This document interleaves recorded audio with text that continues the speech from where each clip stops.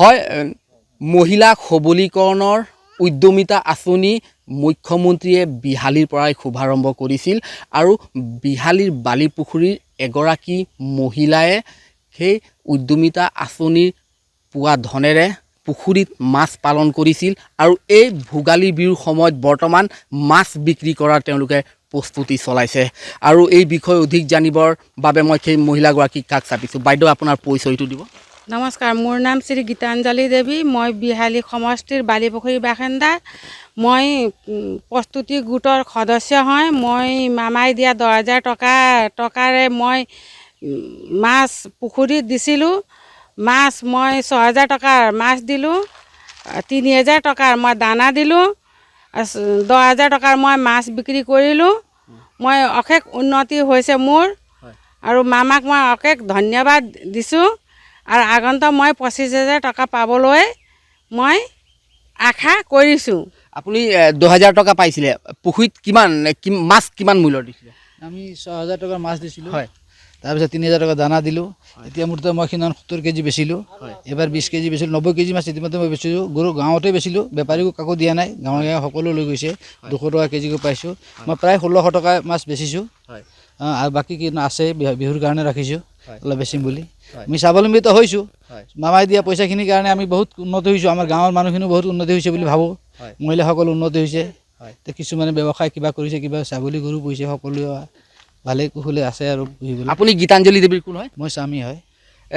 মাছ আপুনি নিজেই মাৰি আছে? মই নিজে মাৰি আছোঁ। হয়, মই মাছ নিজে মাৰোঁ, নিজে বেচোঁ।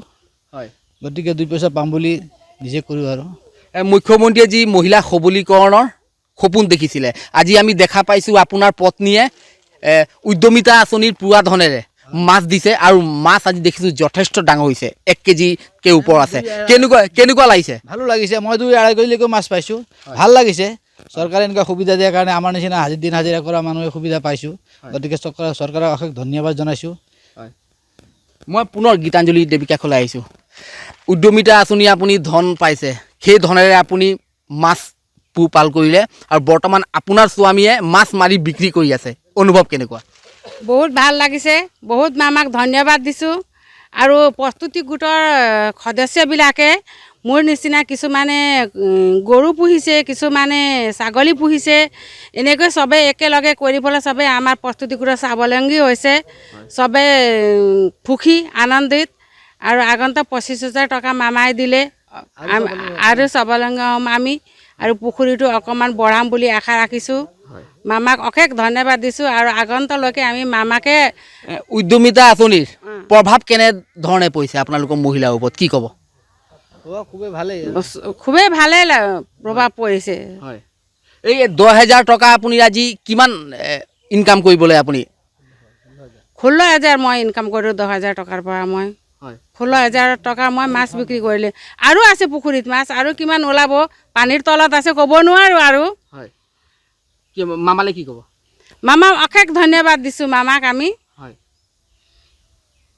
আৰু মোৰ ল'ৰা ছোৱালী বাহিৰত আছে। এটা ল'ৰা, এজনী বোৱাৰী, এজনী ছোৱালী বাহিৰতে আছে। এতিয়া আমি 2টা ঘৰত আছোঁ, নাতিনীটো ঘৰত আছে। এনেকৈ আৰু চলি আছোঁ আৰু মামাকে আমি বহুত বহুত বহুত ধন্যবাদ দিছোঁ। মামাই আমাক বহুত সহায় কৰিছে, সেইকাৰণে মামাক বহুত ধন্যবাদ দিছোঁ। হয়, ধন্যবাদ জ্ঞাপন কৰিছিল। এয়া আছিল বিহালীৰ বালিপুখুৰী গীতা।